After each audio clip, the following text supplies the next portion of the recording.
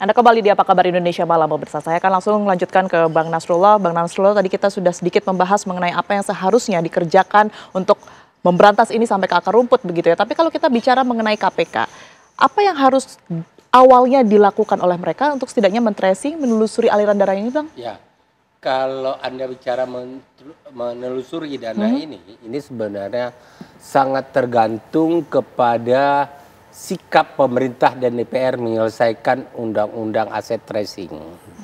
Nah, kalau pemerintah dulu Pak Jokowi tidak menyelesaikan itu, maka seharusnya pemerintah Pak Prabowo mendorong segera penyelesaian undang-undang aset tracing. Nah, nanti ketika pemerintah Prabowo sudah mendorong itu, DPR lelet, baru kita sama-sama mengejar DPR untuk itu. Nah, mohon DPR hati-hati juga ini, Anda sudah disorot oleh masyarakat sampai ada kejadian mobil DPR dihancurkan. Jadi jangan terlalu bangga dengan posisinya itu. Ya kan korbannya orang lain. Dipikir DPR. Kan korbannya orang lain. Begitulah marahnya masyarakat terhadap DPR. Dulu Anda bangga pakai plat mobil merah. Warna nomor plat merah. DPR.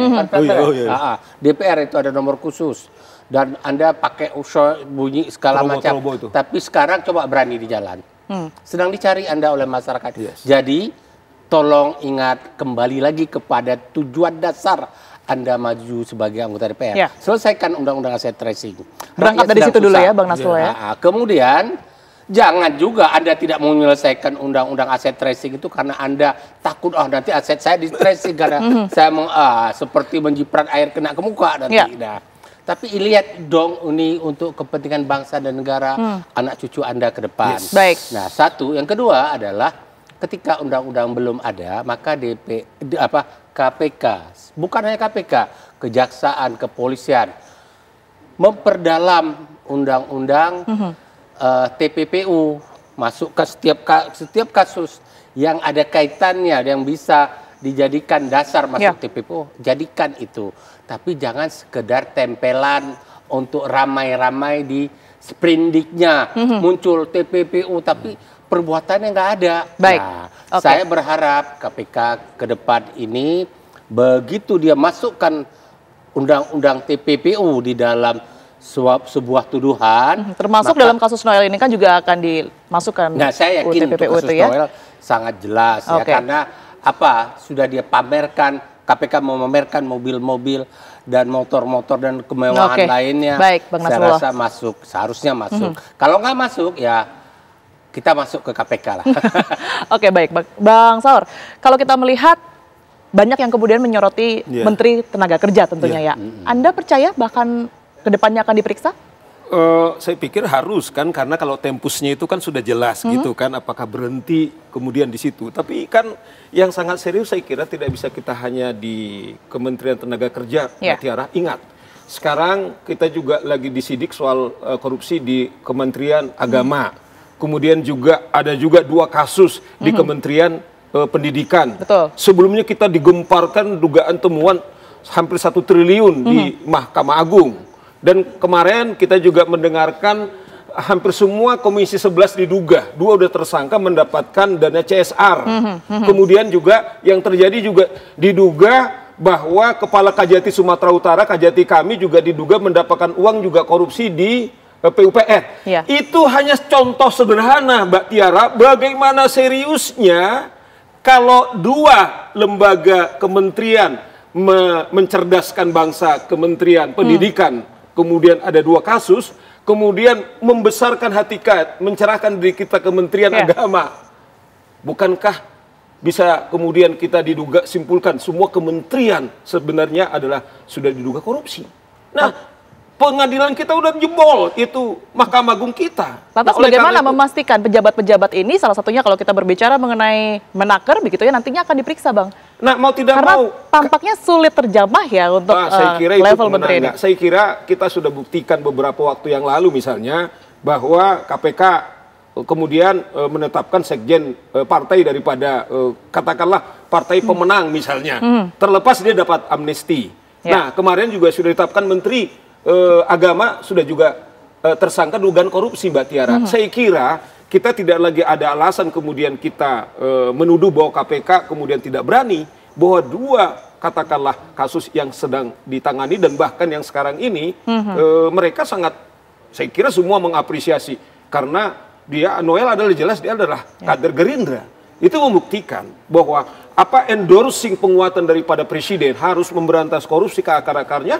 Sekarang saya kira penegak hukum. Nah, yang kita ingatkan begini, pengalaman kami sebagai praktisi hukum.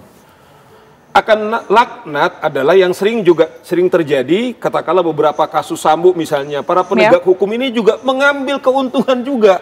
Ini juga harus diwanti-wanti sehingga terjadi deterrent efek kepada masyarakat, Tiara. Oke, baik. Ya, Tiara, saya ingin ingatkan begini. Saya termasuk warga negara yang dirugikan dengan kasus korupsi kuota haji. Karena saya haji di tahun 2024.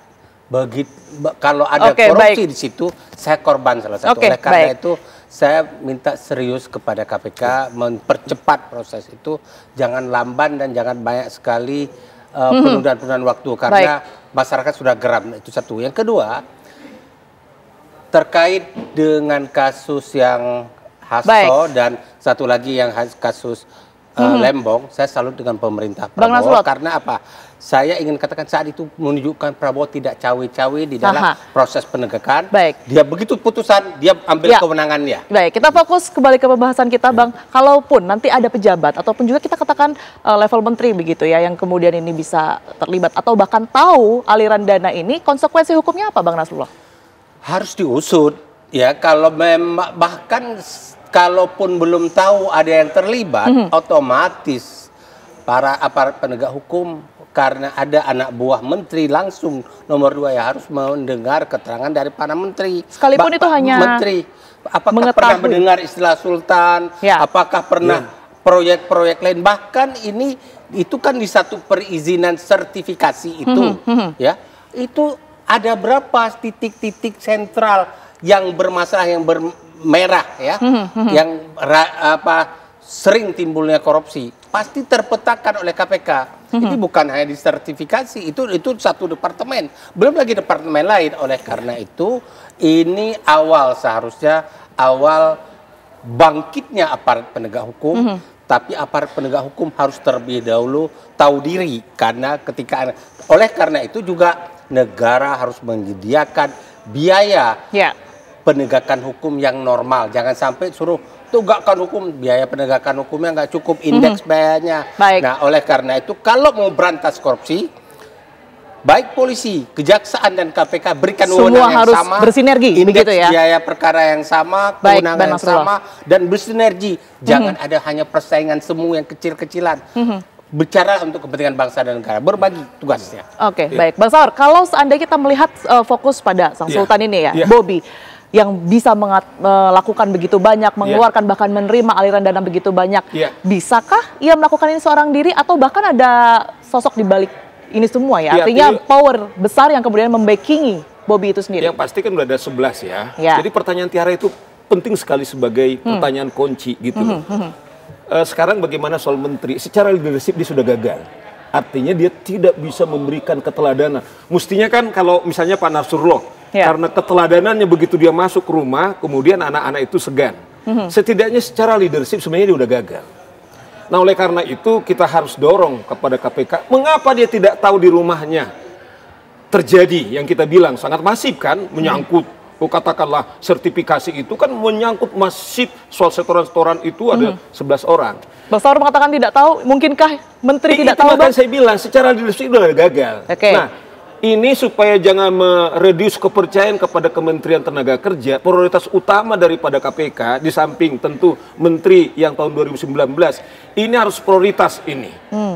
Dengan memang kita praduga tidak bersalah, tetapi apapun leader, tanggung jawab leader, morally, kemudian juga secara manajemen dia sudah gagal.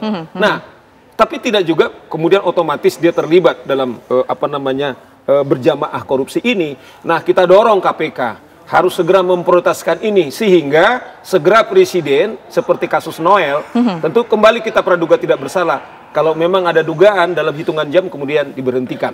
Tetapi kembali ini KPK sedang bekerja, kita doakan supaya mereka tidak ada lagi barriers. Usut tuntas setuntas-tuntasnya sampai ke akar-akarnya, kata Presiden. Baik, itu tadi kalau kita berbicara mengenai dari kasus Noel ini ke atas ya Bang ya, ke level menteri. Bagaimana dengan ke level daerah? Apakah ini juga sedemikian menjamurnya praktik korupsi yang kemudian dilakukan oleh jaringan tertentu di pusat ini sampai ke daerah juga, Bang? Iya, misalnya di daerah kami lah Sumatera Utara. Iya kan, ternyata ketika kita itu berjamaah juga kan, ada kepala dinas, ada kemudian beberapa. Nah, yang kita dorong seperti juga kasus ini, jangan sampai kemudian ada politik hukum yang katakanlah hanya mau mengorbankan atau akan menyelamatkan. Nah, KPK atau aparat penegak hukum, kemudian mereka sedang mengubur diri mereka atau meredus kepercayaan kepada mereka. Siapapun saya kira, itu pesan daripada kepala negara kita dan kepala pemerintahan kita, berdasarkan sekali. Tidak ada, bahkan misalnya dalam waktu pidato, jenderal-jenderal saya tahulah, kamu yang membackingi ilegal, mining, ya, udah berhenti, saya tahu. Jenderal besar kayak jenderal kecil, itu kan sudah spesifik. Presiden bahkan menyebut jenderal. Nggak mungkin saya pengacara atau Pak Nasrullah atau presenter. Itu membuktikan bagaimana seriusnya kepada Presiden. Dan kita minta juga orang-orang ini, backing ini. Jangan sampai yang saya bilang, saya terus terang pakai peci saya ini, jangan sampai ada juga kemudian jadi penjajah kepada warga negara Anda sendiri. Penjajah sudah selesai, tetapi Anda lebih dahsyat, lebih jahat menjajah saudara-saudaramu dengan merampok yang bukan haknya. Baik, Bang Saur terima kasih, kemudian juga Bang Nasrullah terima kasih. Tentu kita harapkan sama-sama karena memang Pak Prabowo selaku Presiden ini sudah memiliki semangat yang sama gitu ya. Penegak hukum dalam penegakan hukum jangan hanya mengejar image, itu dia. Tapi lebih mengutamakan penegakan hukum, cuman jangan membahayakan keuangan negara dalam penegakan hukum. Jangan sampai asal ramai-ramai justru dari penegakan hukum itu menimbulkan kerugian keuangan negara yang baru. Jadi bumerang untuk kita begitu ya. Tentunya Presiden ini juga turut didukung oleh sejumlah aparat, tidak bisa sendirian begitu ya Bang, tapi juga bersinergi seperti yang tadi sudah dikatakan oleh Bang Nasrullah. Terima kasih Bapak-bapak, sehat selalu semuanya.